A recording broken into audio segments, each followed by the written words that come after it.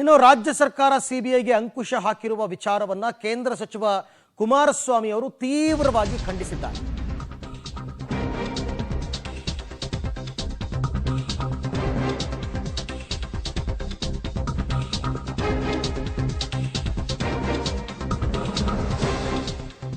CM Siddaramaiah ವಿರುದ್ಧ ಕುಮಾರಸ್ವಾಮಿ ವಾಗ್ದಾಳಿ ನಡೆಸಿದ್ದಾರೆ.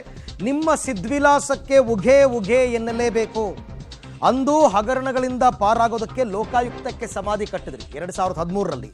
ಲೋಕಾಯುಕ್ತಕ್ಕೆ ಸಮಾಧಿ ಕಟ್ಟಿ ಎಸಿಬಿ ಅಂತ ರಚನೆ ಮಾಡಿಕೊಂಡ್ರಿ. ಇವತ್ತು ಮೂಡ ಹಗರಣದಿಂದ ಬಚಾವಾಗೋದಕ್ಕೆ ಅದೇ ಲೋಕಾಯುಕ್ತಕ್ಕೆ ಹೋಗ್ತಾ ಇದ್ದೀರಾ.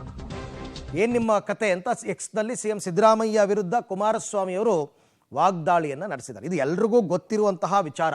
ಅಂಗೈ ಹುಣ್ಣಿಗೆ ಕನ್ನಡಿ ಬೇಕಾ ಅಂತಾರಲ್ಲ, ಯಾಕೆ ಇವರು ಸಿಬಿಐಗೆ ಅಂಕುಶ ಹಾಕಿದ್ದಾರೆ ಅಂತಂದರೆ ಇವರ ಪ್ರಕರಣಗಳೆಲ್ಲ ರೀಡು ಪ್ರಕರಣ, ಮೂಡ, ಇನ್ನು ವಾಲ್ಮೀಕಿ ಅಭಿವೃದ್ಧಿ ಹಗರಣದೊಂದು ಬಾಕಿ ಇದೆ, ಎಲ್ಲ ತನಿಖೆಗೆ ಬಂದ್ಬಿಟ್ಟು ಇನ್ನು ಸಂಕಷ್ಟಕ್ಕೆ ಸಿಕ್ಕಾಕೋತೀವಿ ಅಂತ ಸಿಬಿಐ ಅವರಿಗೆ ನೀವು ತನಿಖೆನೇ ಮಾಡಂಗಿಲ್ಲ ನಮ್ಮ ರಾಜ್ಯದಲ್ಲಿ ಅಂತ ಮಾಡಿಬಿಟ್ಟಿದ್ದಾರೆ. ಒಂದು ವೇಳೆ ಪಾರದರ್ಶಕವಾಗಿದ್ದಿದ್ರೆ ಸಿಬಿಐನೋ ಇಡಿನೋ ಯಾವುದೋ ಒಂದು ಬಂದು ತನಿಖೆ ಮಾಡಿ ಅನ್ಬೇಕಾಗಿತ್ತು.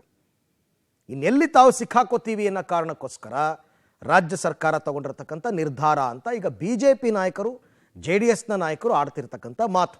ಯಾವ ಸಂದರ್ಭದಲ್ಲಿ ತೀರ್ಮಾನ ತಗೊಂಡಿದ್ದಾರೆ ಅಂತ ಕೂಡ ನೋಡಿ.